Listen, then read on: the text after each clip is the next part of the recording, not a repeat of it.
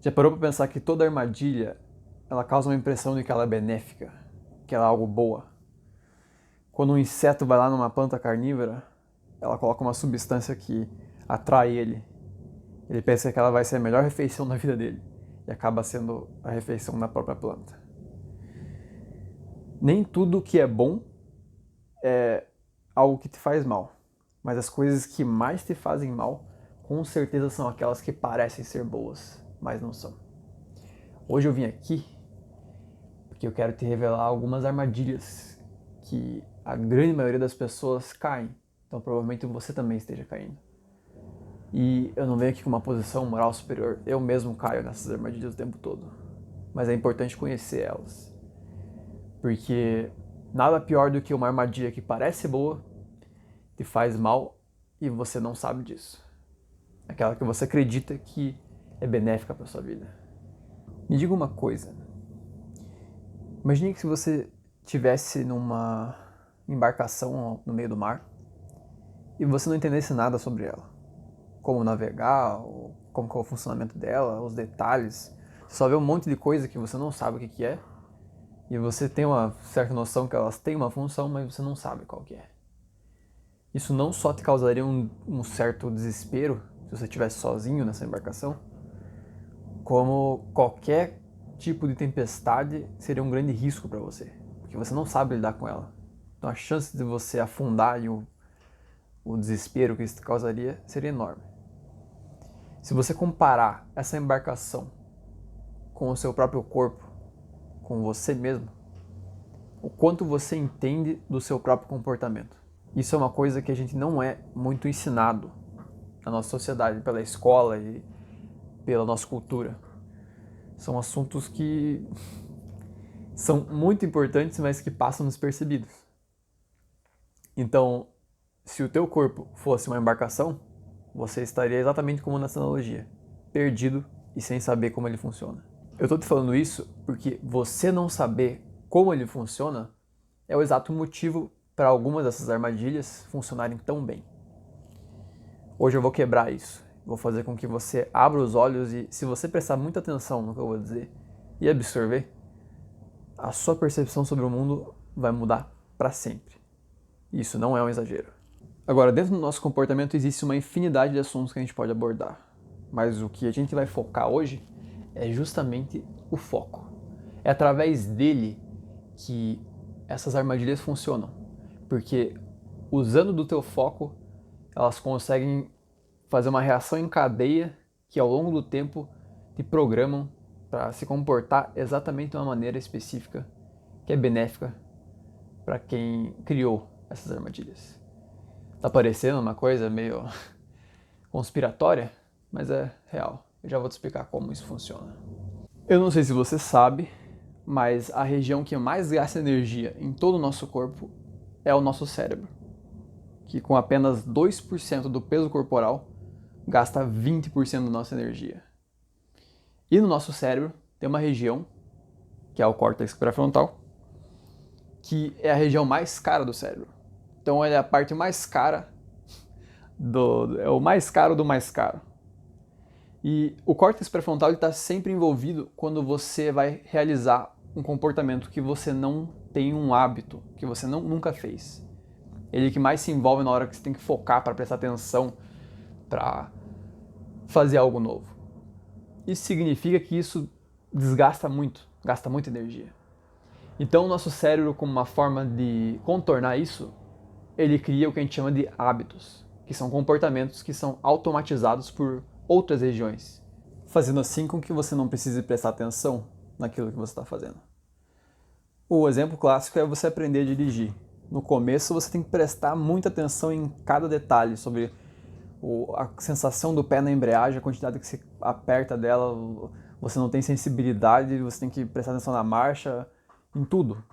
E conforme aquilo se automatiza, passa um tempo e você faz sem nem pensar.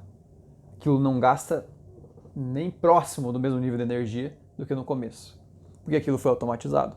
Então o foco do nosso cérebro é realmente sempre economizar energia e fazer você sobreviver. O foco do nosso cérebro não é prosperar e fazer sucesso. É por isso que essas tarefas exigem tanta autossuperação, tanto esforço, porque ele só quer sobreviver e gastar o mínimo de energia possível fazendo isso. Então, a maneira que a gente forma hábitos está intimamente relacionada com a repetição. Na neurociência existe uma coisa chamada lei de Hebb, que é um cientista que fez um experimento e descobriu que os neurônios que, quando ativam de forma repetida, eles começam a criar conexões. Neurônios que criam associações entre eles. E tudo aquilo que a gente faz que se repete e está associado a alguma coisa, começa a virar um programa que é reproduzido de forma automática. Estou falando uma linguagem mais simples aqui, para que fique mais fácil de entender. Para que a gente entenda o nosso comportamento, é essencial saber exatamente o que faz a gente agir da forma que a gente age. As nossas motivações. Dentro das nossas motivações tem duas coisas que são muito importantes. Os hábitos e o nosso sistema de recompensa. Então, uma coisa básica sobre qualquer ser vivo, qualquer animal, pelo menos os mamíferos, até onde eu sei, mas imagino que outros animais também, é a busca por recompensa e a aversão à dor. Então, você não quer uma punição e você quer recompensas, mas a aversão ao risco, à dor, à punição, ela é maior do que a busca pelo prazer e pela recompensa, porque é mais perigoso. Você consegue sobreviver sem uma recompensa, mas se você sofrer algum tipo de punição, é capaz daquilo ser o seu fim, ou ter uma consequência que seja pro resto da sua vida. Então, o nosso cérebro tem um viés, onde a gente evita o risco mais do que a gente busca aquilo que é prazeroso. É impossível falar sobre o sistema de recompensa sem falar sobre a dopamina. A dopamina é um neurotransmissor que faz com que a gente tenha motivação para realizar uma tarefa. Ela é vista como uma forma de recompensa para o nosso cérebro. Então, quando a gente vê uma possibilidade de recompensa, dopamina é liberada no nosso cérebro para que a gente tenha motivação para agir, para gastar energia. Lembre-se sempre que o foco do cérebro é economizar energia. Então, ele vai usar esse neurotransmissor como uma forma de dar um sinal para que você faça uma tarefa, para que aquilo vale a pena de se fazer. E onde que entra o grande problema, o grande quê da questão aqui? As redes sociais, elas foram programadas, elas foram arquitetadas para entrar diretamente e profundamente nesse sistema de recompensa, nesse sistema dopaminérgico. Elas liberam dopamina de uma forma que deixa você preso o máximo de tempo possível. E é muito importante você entender que eles querem que você fique tempo ali para que você veja mais anúncios, para que você compre, para que vale a pena para os anunciantes fazer aquilo. Então, prender a atenção é dos ativos, é um dos recursos mais importantes que existem. E eles vão fazer de tudo para isso, inclusive descobrir como o teu cérebro funciona e criar um mecanismo que se aproveite disso ao máximo. Aí o que acontece? Quando você começa a usar a rede social, ela volta e meia vai mostrar para você algo que é recompensatório para o teu cérebro. E voltando naquela analogia sobre a armadilha, pode parecer inofensivo para você, é uma coisa simples, você só está vendo um vídeo que é relativamente interessante, que às vezes é muito legal, mas em outros momentos é extremamente entediante e fica naquele ciclo e às vezes mostra algo legal, às vezes não. E parece uma coisa que não vai causar nenhum problema. E é aí que mora o perigo, porque não é inofensivo. Esse constante jogo de não saber o que vai vir, de às vezes aparecer algo muito legal e outras vezes algo nada a ver, é uma das coisas que mais libera de dopamina no nosso cérebro. Se você pega um cassino, por exemplo, é exatamente isso que acontece. Você não sabe se você vai ganhar ou se você vai perder. E essa possibilidade de recompensa, mas a incerteza dela, é uma das coisas que mais libera dopamina. E com ela sendo constantemente bombardeada no teu cérebro, com um simples gesto repetitivo, lembre-se da repetição, você acaba criando um hábito. E esse hábito libera dopamina o tempo todo. Então você está sempre tendo motivação para realizar ele. É um hábito que se forma muito fácil e muito rápido. E daí, com essa constante descarga de dopamina no teu cérebro, você começa a perder a sensibilidade a ela. E a verdadeira função dela, como eu já te disse, é você realizar comportamentos que podem te trazer uma recompensa. E isso se encaixa totalmente no seu dia a dia. Você precisa da dopamina para você fazer as tarefas que são cotidianas, as tarefas monótonas, as tarefas que são chatas, mas são necessárias. Só que entre a recompensa de você lavar uma louça para organizar a sua casa, manter a higiene, para fazer algo que é necessário, e a recompensa de você mexer numa rede social, isso começa a desequilibrar muito a maneira como o teu cérebro olha para as recompensas.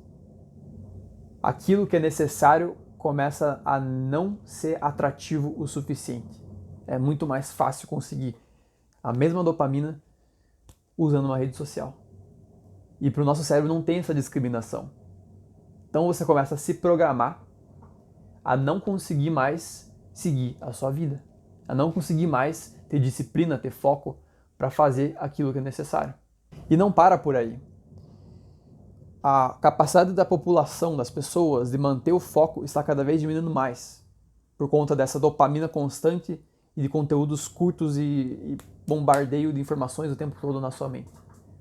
Primeiro que o nosso cérebro, ele provavelmente não foi nem feito para aguentar a quantidade de informação que a gente absorve num dia só. Informações que, na maioria das vezes, são só ruído. Elas não têm uma real relevância para a sua vida. Você só está sobrecarregando ali de informação e daí você não sabe de onde que vem o seu estresse, a tua ansiedade.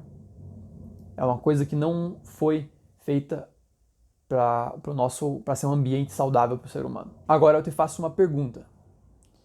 Se você tivesse que definir uma qualidade, uma característica de pessoas bem-sucedidas, uma métrica que pudesse ser encontrada entre todas essas pessoas, o que mais define o que vai trazer sucesso para alguém? Você saberia responder?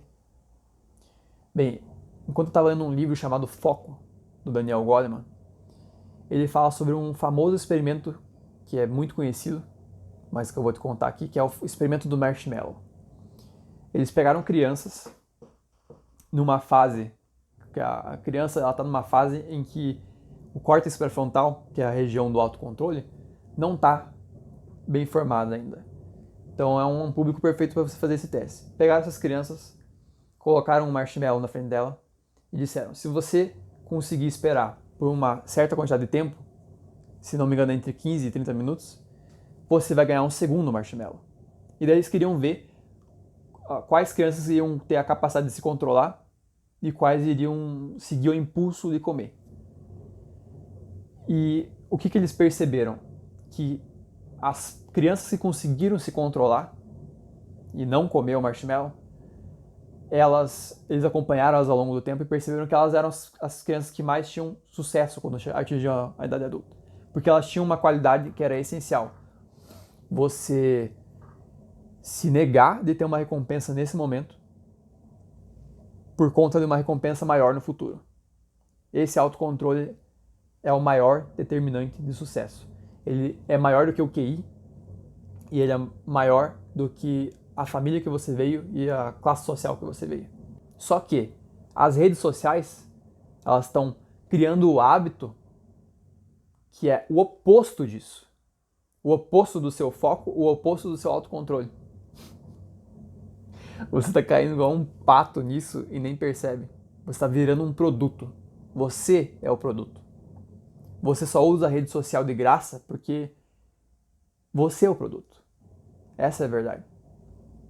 O produto é a sua atenção, mais especificamente, que é vendida para anunciantes. Então, enquanto eles transformam a sua mente em um produto perfeito, você deixa de conseguir fazer as coisas que são necessárias para sua vida. Você deixa de conseguir atingir seus objetivos, fica cada vez mais difícil. Manter o foco por longos períodos de tempo e a disciplina são as duas coisas que você pode usar para conseguir mudar isso, mudar esse comportamento de ficar viciado, de ser o produto perfeito das redes sociais. A disciplina, ela é muito difícil de ser aplicada. Todos nós sabemos disso. Mas existem alguns segredos que podem ajudar a facilitar ela. alguns segredos que estão ligados com o mundo das ideias, com o nosso pensamento. Uma vez eu estava lendo um livro onde o autor dizia que conhecia um cara que corria todos os dias diversos quilômetros. Quando foi perguntar para ele como ele fazia para ser tão disciplinado, ele respondeu: eu não sou disciplinado, eu só sou um corredor. Um corredor corre. Então, da mesma forma que um pássaro voa, que um peixe nada, que um jogador de futebol joga futebol, quando você se enxerga como uma pessoa que é aquilo que você quer fazer, aquilo se torna muito mais fácil. Então, se você se identificar com alguém disciplinado, esse já vai ser o primeiro passo para tornar aquilo mais fácil. E pode parecer besteira, é só uma coisa de ideia, da mentalidade, do pensamento, mas isso é muito poderoso. O mundo das ideias é uma das armas mais poderosas do nosso arsenal como seres humanos. Se você observar, nós não temos a mínima chance contra a maioria dos predadores, e ainda assim somos muito mais perigosos do que eles. O nosso maior diferencial é justamente o poder da nossa mente. Essa é a maior arma que nós temos. Então é muito sábio usar ela da maneira correta. Já em relação ao foco, o foco ele está diretamente ligado com o aprendizado e também com qualquer tarefa que você tenha que fazer por longos períodos. Então, desenvolver a tua habilidade de focar por mais tempo em cima de uma tarefa é essencial. Não tem como você realizar qualquer tipo de objetivo sem ter essa capacidade. Na minha vida, eu desenvolvi isso meditando, que era uma coisa que ressoava com a minha alma, fazia sentido para mim. Fazer sentido. Isso é uma coisa muito importante. Achar aquilo que faz sentido. Isso te ajuda muito a focar. Porque quando você acha algo que faz sentido, você consegue ficar horas focando naquilo. E é um treino, igual da mesma forma que você faz com os seus músculos, você faz com a tua habilidade cognitiva de manter o seu foco ali. É algo que as redes sociais treinam você para fazer o completo oposto. Porque você vê toda hora novas e novas e novas informações. Então, é justamente usando isso que você consegue quebrar esse ciclo. Porque se você quer ser uma pessoa que vai atingir seus objetivos, se você tem aspirações de sucesso, de qualidade de vida, de, enfim, autossuperação, desenvolvimento como ser humano, você vai precisar disso. A habilidade de focar em uma coisa por longos períodos de tempo vai ser cada vez mais valiosa, porque as pessoas, de uma maneira geral, não têm mais essa habilidade. E a disciplina vem logo em seguida, acompanhada disso. Elas estão muito ligadas ao foco e à disciplina. Pode parecer besteira tudo isso que eu estou falando, mas eu vou te dar um exemplo real de como o mundo das ideias pode mudar completamente o nosso comportamento, não só como indivíduos, mas também como sociedade. Eu não sei se você sabe a origem da propaganda, da publicidade, mas o nome mais importante nesse quesito, o cara que iniciou isso se chama Edward Bernays. Você conhece o Freud, o pai da psicologia, considerado por muitos? Então, esse cara era sobrinho do Freud. E ele pegou as ideias do tio para aplicar nas massas. A ideia de que nós temos desejos inconscientes que vão além da razão. E que se você estimular esses desejos, as pessoas se comportam, vão seguir fazer atitudes através desses estímulos. E ele criou a publicidade assim. Ele fez com que a economia mudasse. De onde as pessoas antes só compravam por necessidade, ele fez as pessoas começarem a comprar por desejo. Ele transformou o desejo em uma necessidade. Tudo através das ideias e da manipulação. E até hoje, a nossa cultura, a nossa sociedade funciona dessa maneira. Ele fez com que as mulheres começassem a fumar através de uma ideia totalmente manipulada. Você veja, antigamente tinha um tabu em que as mulheres não fumavam. Então ele pegou um evento que ia acontecer, muito grande nos Estados Unidos, contratou mulheres e disse para que elas acendessem os seus cigarros no comando dele, de uma forma teatral, em um grupo como uma forma de manifestação. E ao mesmo tempo ele alertou os jornais, dizendo que ele ouviu falar que ia ter uma manifestação das mulheres. Elas diziam que aquele cigarro era uma tocha da liberdade, um símbolo de que elas não eram oprimidas pelos homens e que elas eram empoderadas e podiam fazer o que quisessem. E através desse simples gesto, dessa simples campanha que ele manipulou, ele fez com que as mulheres começassem a fumar. E cresceu muito as vendas dos cigarros. Esse é só um exemplo de muitas das coisas que este cara criou. E se você parar para observar, isso acontece ao longo da história várias e várias vezes. Uma ideia utilizada para manipular pessoas a se comportar de uma certa maneira. Nunca subestime o mundo das ideias, o poder do pensamento. Então eu já passei muitas ideias nesse vídeo e, como eu disse, o bombardeio de informações eu acredito que não seja uma coisa muito boa. Então eu vou deixar você refletindo sobre tudo o que eu disse aqui. Porque, como eu disse no começo desse vídeo, se você absorver as informações que eu estou passando aqui, a sua percepção do mundo vai mudar para sempre. Você vai começar a perceber que nada é à toa, que você é estimulado a se comportar e a criar hábitos o tempo todo que favoreçam a agenda e os planos de outras pessoas. Se você começar a refletir sobre isso e começar a criar uma identidade que se proteja, que crie comportamentos que sejam realmente em cima daquilo que você quer atingir, a sua vida começa a mudar. Então, se você gostou desse vídeo, eu recomendo que você dê uma olhada nos meus conteúdos, porque é mais ou menos nessa pegada. E eu recomendo que você verdadeiramente tire um momento para refletir sobre essas coisas, porque isso é extremamente essencial. Te vejo na próxima.